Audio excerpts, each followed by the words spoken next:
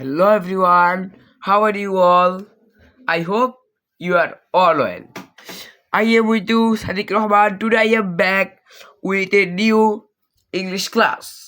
তো বন্ধুরা, আজকে আমি তোমাদেরকে নতুন আরেকটি ইংলিশ রিডিং আজকে তোমাদেরকে পড়িয়ে দেব। তো বন্ধুরা, এই রিডিংটি কিন্তু ইউনিট 2 এর লেসন 2 এর যেই এনভায়রনমেন্ট পলিউশন মিনস পরিবেশ দূষণ রয়েছে, সেই পরিবেশ দূষণের প্যাসেজটি কিন্তু আজকে আমি তোমাদেরকে পড়িয়ে দেবো। তাহলে চলো সেই কোয়েশ্চেনটা একবার দেখে আসি। তো বন্ধুরা, আজকে কিন্তু আমি তোমাদেরকে যে সম্পূর্ণ প্যাসেজটা কিন্তু আজকে আমি তোমাদেরকে পড়িয়ে দেবো। এই সম্পূর্ণ প্যাসেজটি যেটা আজকে তোমাদেরকে পড়িয়ে দিব। তো প্যাসেজটিতে আমাদের শিখায়, প্যাসেজটি আমাদেরকে কী শিখায়? প্যাসেজটিতে আমাদেরকে শিখায় পরিবেশ দূষণের মূল কারণ ও প্রতিকার সম্পর্কে, কীভাবে সচেতন থাকতে হবে সেই সম্পর্কে। আরও কী শিখায়? পরিবেশ সংরক্ষণে আমাদের সক্রিয় ভূমিকা কী কী পালন করতে হবে তা কিন্তু আমাদের প্যাসেজটিতে শেখানো হয়েছে। তাহলে বন্ধুরা, আমরা কিন্তু পুরো বিষয়টা কিন্তু প্যাসেজটি পড়তে পারলে কিন্তু আমরা পুরো বিষয়টা কিন্তু ভালোভাবে বুঝতে পারবো। তাহলে চলো আর কথা না বাড়িয়ে প্যাসেজটি শুরু করি। তো দেখো, প্রথমে প্যাসেজ হেডলাইনটি দেখো, সেকশন বি এর প্যাসেজ হেডলাইনটি কি?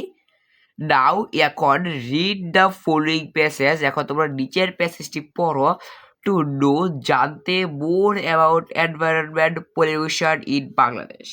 বাংলাদেশের আরও যে পরিবেশ দূষণ রয়েছে সেই আরও পরিবেশ দূষণগুলো জানতে তোমরা নিচের প্যাসেজটি কিন্তু আমাদেরকে পড়তে বলা হয়েছে। তাহলে চলো একবার পড়ে নিই।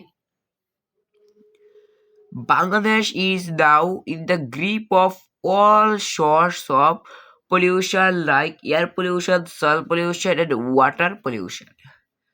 বাংলাদেশ এখন in the grip of all source of pollution, এখন সকল ধরনের দূষণ দ্বারা আঁকড়ে ঘিরে রেখেছে বাংলাদেশকে।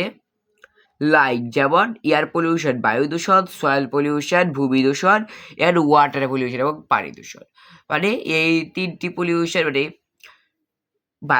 বায়ু দূষণ, মাটি দূষণ এবং পানি দূষণ বাংলাদেশকে কিন্তু পুরোপুরিভাবে আঁকড়ে ধরে রেখেছে। এবং এই সকল দূষণ ছাড়াও কিন্তু আর অনেক দূষণ কিন্তু বাংলাদেশে রয়েছে। The dwellers of the urban areas are the worst sufferers of such pollution.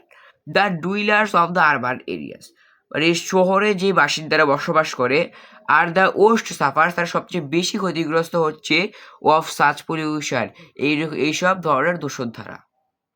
মানে হচ্ছে যারা শহরের বাসিন্দা তারা এই সকল ধরনের দূষণ দ্বারা সবচেয়ে বেশি ক্ষতিগ্রস্ত হচ্ছে।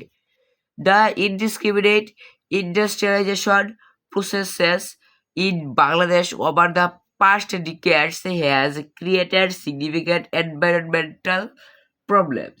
মানে গত কয়েক দশকে কিন্তু কি করেছে বাংলাদেশে অপরিকল্পিত শিল্পায়ন প্রক্রিয়া বড় ধরনের পরিবেশগত সমস্যার কি করেছে, সৃষ্টি করেছে। মানে বাংলাদেশে যে গত কয়েক দশক ধরে অপরিকল্পিত শিল্পায়ন চালানো হচ্ছে, যেমন মাটি ধোয়া, ইট ভাটা, তারপরে মিল কারখানা, এইসব যেহেতু অপরিকল্পিতভাবে চালানো হচ্ছে, সুতরাং এই সব কিছুর ফলে কিন্তু কী হচ্ছে, পরিবেশের সমস্যা কিন্তু আরও বৃদ্ধি হচ্ছে, আরও কিন্তু সমস্যার সৃষ্টি হচ্ছে। উই উইল নাও, আমরা এখন read out some of the most common types of environment pollutions. আমরা এখন কিছু most common types of, most common মানে কি, মানে যেগুলো সবচেয়ে বেশি হয়, মোস্ট কমন মানে সবাই চিনে, এরকম কিছু দূষণ সম্পর্কে জানবো এবং এগুলোর প্রতিকার সম্পর্কে তো আজকে আমি এখানে পড়াবো তোমাদেরকে। প্রথমে কী দেওয়া আছে দেখো, এয়ার পলিউশন মিনস বায়ু দূষণ। প্রথমে কিন্তু আমাদের এখানে বায়ু দূষণ দেওয়া রয়েছে।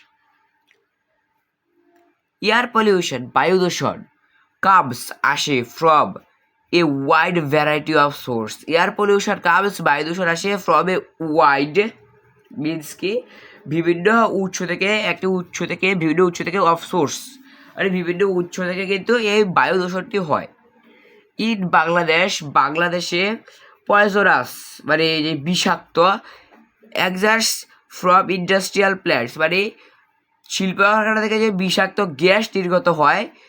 ব্রিকলেন্স ইটের ভাটা, ওল্ড পুরাতন ওয়ার পোরলি সার্ভিসড ভেহিকলস মানে অযত্নশীল যানবাহন এবং dust from roads and construction sites are some of the major source of air pollution. এবং ডাস্ট ফ্রম রোডস রাস্তার এবং নির্মাণ শিল্প জায়গা থেকে যেগুলো বালিগুলো উড়ে সেইগুলো কিন্তু বায়ু দূষণের সবচেয়ে বেশি মূল কারণ। এটা কিন্তু এখানে বোঝানো হয়েছে। আমরা মিনিমাইজ স্বল্প করতে পারে দিস টাইপ অফ পলিউশন, এরকম দূষণকে বাই কীভাবে, making less use of motor vehicles, মানে মোটর দ্বারা চালিত যানবাহনের ব্যবহার কমানোর মাধ্যমে এবং অ্যাভয়েডিং পরিত্যাগ করতে দ্য ইউজ অফ ভেহিকলস, সেই যানবাহনগুলো যেগুলোকে ওল্ডার দেয়ার 20 ইয়ার, যেগুলো 20 বছরের অধিক পুরনো। মানে বলা হয়েছে যে 20 বছরের অধিক পুরনো এবং যেগুলো মোটর চালিত যানবাহন রয়েছে সেগুলো কিন্তু সেগুলির ব্যবহার যদি আমরা কমিয়ে দিতে পারি তাহলে কিন্তু আমরা বায়ু দূষণের পরিমাণটাও কিন্তু আমরা কমিয়ে দিতে পারবো। আমরা অলসো আরও পারি ইউজ প্রপার লুব্রিক্যান্টস, আমরা আরও সঠিক লুব্রিক্যান্ট ব্যবহার করতে পারি to lessen the level of emission and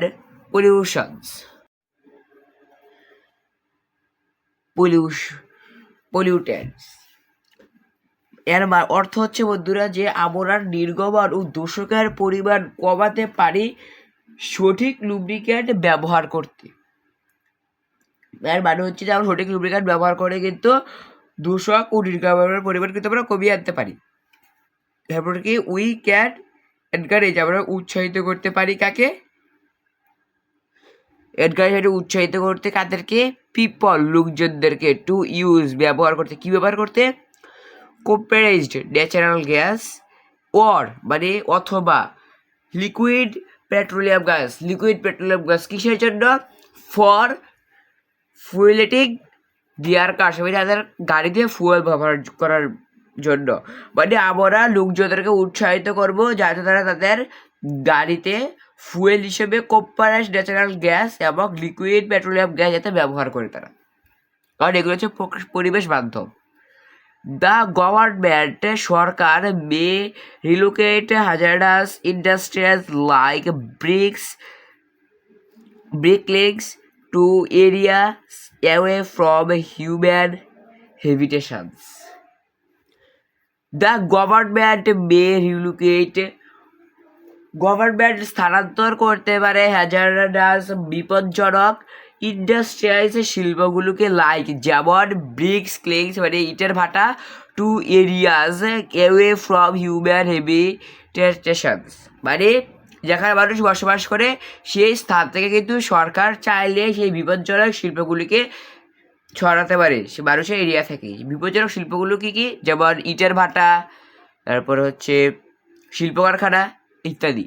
তো বন্ধুরা এই ছিল আজকের আবার প্রথম পর্বের পরিবেশ দূষণ এবং তার প্রতিকারের প্রথম পর্বের অংশটি। তো বন্ধুরা আমি আজকের এই প্রথম পর্বে তোমাদেরকে এয়ার পলিউশন সম্পর্কে ভালোভাবে বুঝিয়ে দিয়েছি, আবার তোমাদেরকে পরের পর্বে ওয়াটার পলিউশন সম্পর্কে কিন্তু ভালোভাবে তোমাদেরকে বুঝিয়ে দেবো। তো বন্ধুরা ততক্ষণ পর্যন্ত তোমাদের কাছে আমার এই ভিডিওটি কেমন লেগেছে তাহলে কিন্তু অবশ্যই আমাকে কমেন্টের মাধ্যমে জানিয়ে দেবে।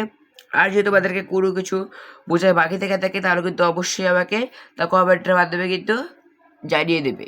সে ভালো থাকো, আল্লাহ হাফেজ।